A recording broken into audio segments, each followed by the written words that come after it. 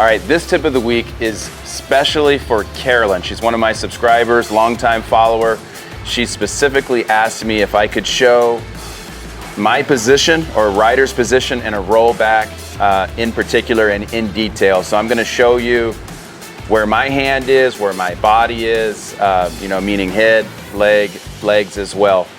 I'm gonna use Rio here, old 7-year-old, shiny work boots here, rock solid. So I'm gonna show you obviously on a finished horse, Carolyn, that's what she has. She's got a finished horse and wants to know exactly where I'm sitting. Before I get on though, I'm gonna address this bridle issue. I've had a ton of you guys ask why I leave this loop on this head stall. Some wanna know, I think it actually is irritating them through the screen. They wanna know why. Okay, so 2 reasons. First, you guys know I ride a lot of horses throughout the day. So it makes it very easy and quick when it's out like that to just grab it and slide up and down. Now the other reason is, a lot of times these straps, they're really long, because again, I have different size horses with bigger heads. So this one's not as offensive, but some of these straps are really long and they swing around and they'll whack the horse in the face. Now you say, why don't you just cut it off? Well, once you cut it short, you can't go back. So for those bigger headed horses, I gotta leave those holes there. So that's why I do it. Now I've transitioned. I used to leave these like this for years. And I was one of those people that didn't like having that straps out like that. And then I tried it once and I thought, man, this is just way too easy to make adjustments to my bridle. So that's why I do it. I don't do it on my show head stalls. There's really no training advantage. If you don't like it, then I say don't do it. So with that being said, I'm gonna jump on and get after it. I appreciate all you guys sending your comments, questions, like Carolyn here. She asked for this specific topic. She's been waiting for quite a while. I try to get to them. I appreciate it. If you haven't already, reach down and hit that subscribe button on the YouTube channel. That really helps us out a lot. And with that being said, let's get started. So right from a standstill here, I'm gonna try to break this down slow so you can really see what it is, the order that I do things. The first thing that I'd be thinking, obviously before you roll back, your horse has to have stopped good. You want your horse kind of loaded back on its hind end, because that's where they're going to rotate around, is off of that hind end ideally. So let's just imagine that Rio here, he stopped, he's back on his hocks, we're getting ready to roll back to the right. What I want to first think is moving my head before anything. I'm sitting real neutral. Neutral means hand in the middle, legs are relaxed, no pressure on either side. I start looking with my head, because even with guiding, I always like to try to look first, and then I want my horse to be an extension of my hand. Well, it starts with my eyes. So I start looking. As I start looking, when I get about to my shoulder, I go ahead and start lifting with my hand up and back towards my shoulder. I'm not pulling hard, but I'm just kind of signaling to that horse that I want to move to the right, and I kind of want to go up and back. My spin cue is going to be down low, a straight right cue. So that's the separation, because you really need to try to have separate cues for these 2 maneuvers. Otherwise, it's 50-50. The horse has got to guess on what you want. So my head moves first, then my hand starts. As my horse starts to move, when he gets to, let's see, that would be 90 degrees. So rollback's a full 180. When he gets to 90, now I'm gonna start bringing my outside leg. So on a right rollback, it's to the left.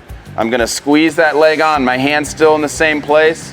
And I feel like that leg is helping him finish that rollback, but then also helping to cue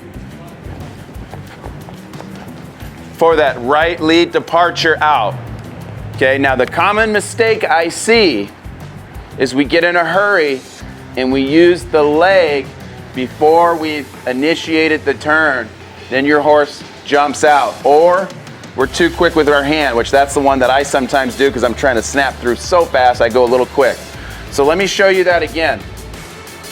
Standing still, horse is rocked back, look with my head about to my shoulder. When I go to, one thing I forgot to add is when I go to move my hand, my leg that I'm rolling back towards moves off. So I've opened that door, so right hand starts to come up and back, right leg off.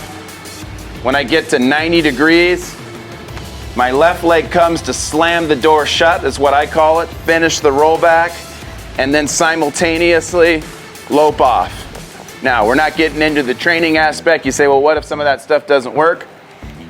You can go check out my subscription videos on my website, mattmillsreining.com.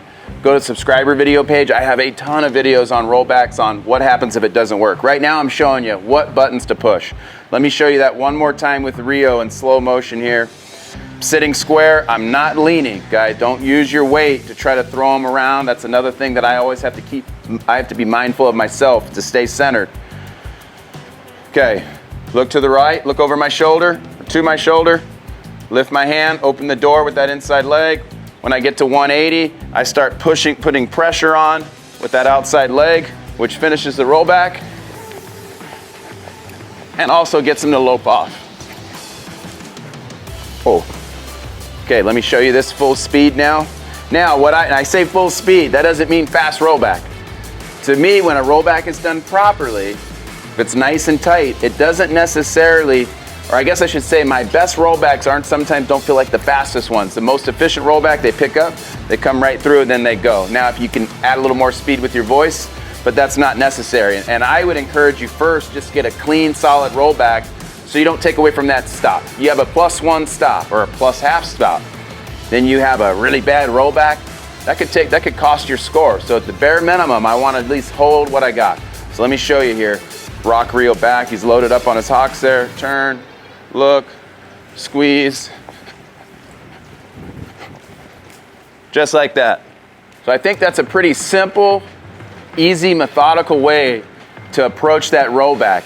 Now, what you got to do is practice it over and over and over again at home. If you feel like you're having issues, just slow things down even more, break each piece down, get that muscle memory yourself so you're cueing consistently the same.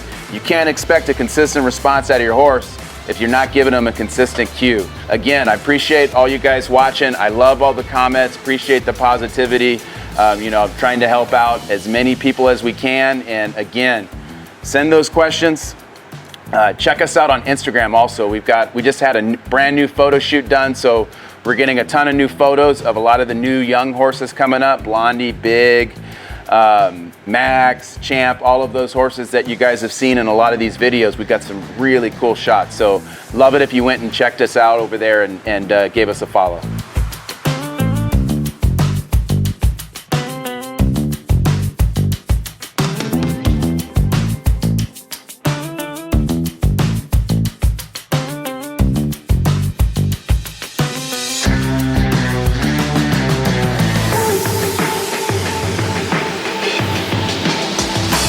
Looking to step your game up? Perfect. All you have to do is go to mattmillsreining.com. It's only $24.95 a month, so sign up today because the key to success is knowing.